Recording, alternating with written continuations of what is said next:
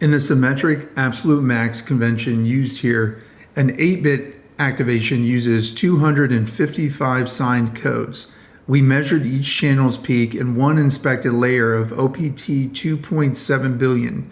The largest was 64 times the median. Separately, I quantized every token row to int8.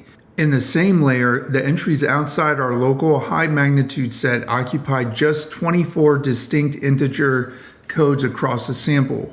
Not 24 bits, 24 codes out of 255. One big channel doesn't merely take one slot, it can set the ruler for everything around it. First, this is not the 4-bit setup most people run locally. Weights, activations, and the KV cache are 3 different quantization problems. Typical 4-bit local models mostly compress weights. This video is about activations, the values moving between layers just before a matrix multiply. Their shape creates this failure. Draw the activations as a matrix. Each row is one token. Each column is one hidden channel. Dynamic per token quantization gives every row its own ruler. For symmetric int8, the largest magnitude in a row sets the step size. Divide it by 127. The largest value lands at the end of the ruler. Every other value gets divided by the same step, rounded, and stored as an integer. Now let one column stay large across many token rows. That column keeps stretching each row's ruler. The ordinary values start landing on the same few marks. Different numbers become the same integer. I checked 3 OPT checkpoints from 125 million to 2.7 billion parameters using 4 fixed short prompts. I captured the post-normalization input to the first MLP projection in every layer. In OPT 2.7 billion, channel 1454 ranked in the top 8 across all 32 layers and in every prompt at layer 0. After row-wise int8, the unflagged entries in that layer use 24 distinct codes. This is a distribution measurement, not an accuracy score. 4 short prompts, our own 5 times median flag, and no task evaluation. It shows the mechanism, not a universal verdict. The obvious fix is to give every column its own ruler.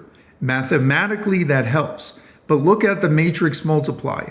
The activation channels are the dimension being multiplied and summed over. A scale for one token row can sit outside that sum. A different scale for every activation channel sits inside the sum. A conventional one-shot fused integer kernel can't peel that scale off after the accumulator finishes. That does not make column scaling impossible. Block and partial sum kernels can pay extra work or hardware for it. It means the easy mathematical fix is not a free production kernel. The first famous answer was LLM.int8 in 2022. It did not invent a magic ruler. It found the exceptional activation columns at runtime and sent those columns through a separate FP16 matrix multiply. More than 99.9% of the values stayed in int8.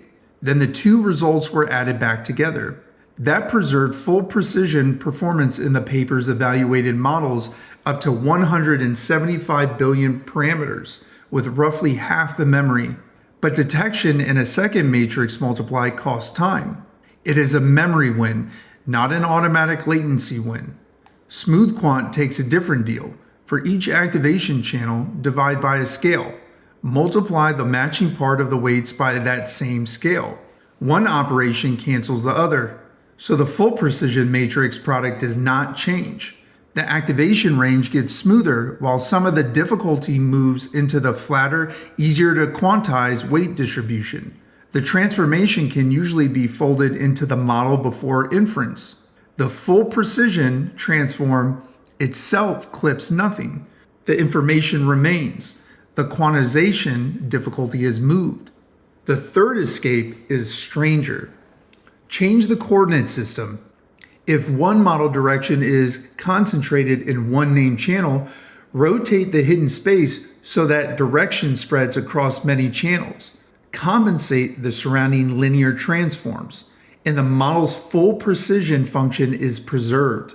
Now, no single access has to carry the whole magnitude. Methods like QuaRot and SpinQuant use that idea to demonstrate 4-bit activation paths without keeping special channels in FP16. The information in that direction was load-bearing. The single channel carrying it was a choice of basis. But this is where the OPT result stops. OPT is an old and unusually difficult model family for activation quantization. A 2024 study compared OPT with 3 generations of Llama, Mistral, and Command R. OPT was the only tested model whose extreme outliers materially hurt the naive W8A8 result. That setup used per channel weights and per token absolute max activations. Later model families were much more robust in that setup. Training recipe and quantizer design matter. That does not mean the geometry disappeared. And it does not make 4-bit activations easy. Our OPT run exposes the mechanism. It does not predict the accuracy of your model. So when somebody says a model is 4-bit or 8-bit, that is not enough information. Ask which tensor. Ask which value share a scale. Ask which model and hardware were tested. And ask what quality was actually measured. The engineers did not solve activation outliers by blindly deleting them. They routed the channel, they moved its scale, or they changed the basis it lived in. The real question is not only how many bits you have, it's who gets to set the scale.